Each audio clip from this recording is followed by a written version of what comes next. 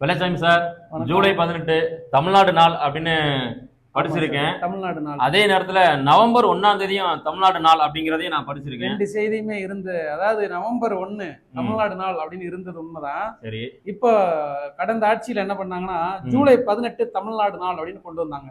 ரெண்டு தெரிஞ்சுக்கிறோமா? அதாவது 1956 நவம்பர் 1 மொழிவாரி மாநிலங்கள் உருவாக்கப்படுது. மாநில மறுசீரமைப்பு சட்டத்தின்படி மொழிவாரி மாநிலங்கள் உருவாக்கப்படுது. அதன்படி கன்னட மொழி பேசக்கூடியவன் கர்நாடகா உருவாகுது, மலையாள மொழி பேசக்கூடிய கேரளா உருவாகுது. தமிழ் மொழி பேசக்கூடிய மக்களை கொண்டு தமிழ்நாடு அப்படின்னு ஒரு மாநிலம் உருவாகல. எப்படி உருவாச்சுன்னா மெட்ராஸ் ஸ்டேட் அப்படின்னு தான் உருவாச்சு. ஆமா, மெட்ராஸ் மாகாணம் உருவாச்சு.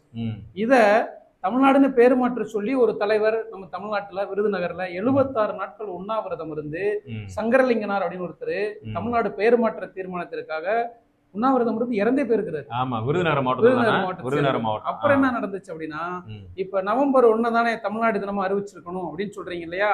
அப்ப தமிழ்நாடு அரசு என்ன பண்றாங்கன்னா, திமுக ஆட்சியில இருக்கும் பொழுது, அது அரசியல்லாம் பேசக்கூடாது இல்லை, ஆனா நமக்கு எக்ஸாம் பாயிண்ட் ஆஃப் வியூல கேள்வி வருது. கண்டிப்பா தமிழ்நாடு நாள் ஏன் ஜூலை 18 வைக்கிறாங்க அப்படின்னா, அறிஞர் அண்ணா அவர்கள் முதலமைச்சர் 1967 1967 முதலமைச்சர் முதல் முறையா பதவி இருக்கிறாரு. ஒரு முறை தான் பதவி ஏற்றிருக்கிறாரு. பதவியின் பொழுது இறந்துட்டார். அப்ப 1967 அறிஞர் அண்ணா அவர்கள் முதலமைச்சராக இருந்தபோது இந்த நாள்ல, இந்த ஜூலை 18 இதே மாதிரி வரலாற்று சிறப்பு மிக்க தமிழ்நாடு சட்டமன்றத்துல ஒரு தீர்மானத்தை கொண்டு வர்றாரு. என்ன தீர்மானம் அப்படின்னா, மெட்ராஸ் ஸ்டேட், மெட்ராஸ் பிரசிடென்சி அப்படின்றத தமிழ்நாடுன்னு பெயர் மாற்ற செய்யணும் அப்படின்னு சொல்லி ஒரு தீர்மானத்தை கொண்டு வந்தார். அந்த நாள் தான் இந்த ஜூலை 18 தீர்மானம் கொண்டு வரப்படுது. அந்த தீர்மானம் ஒரு மாநிலத்திற்கு பெயரை மாற்றவோ நீக்கவோ, ஒரு மாநிலத்தோட எல்லையை அதிகரிக்கவோ குறைக்கவோ யாருக்கு அதிகாரம் இருக்குன்னா நாடாளுமன்றத்துக்கு தானே இருக்கு. இந்த தீர்மானம் நாடாளுமன்றத்துக்கு போகுது. நாடாளுமன்றத்துக்கு போய் 2 வருஷம் கழிச்சு 1969 ஜனவரி 14 தான் தமிழ்நாடுன்னு அதிகாரப்பூர்வமா பேர் மாற்றம் வருது.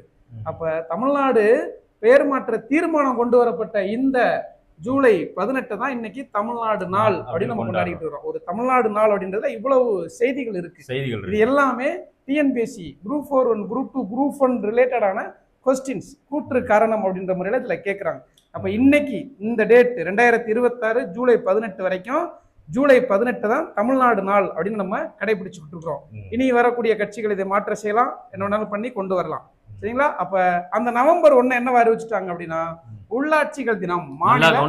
நவம்பர் 1 மாநில உள்ளாட்சிகள் தினம் அப்படின்னு அறிவிச்சுட்டாங்க. இதுதாங்க அந்த ஜூலை 18 நவம்பர் 1க்கான தகவல்.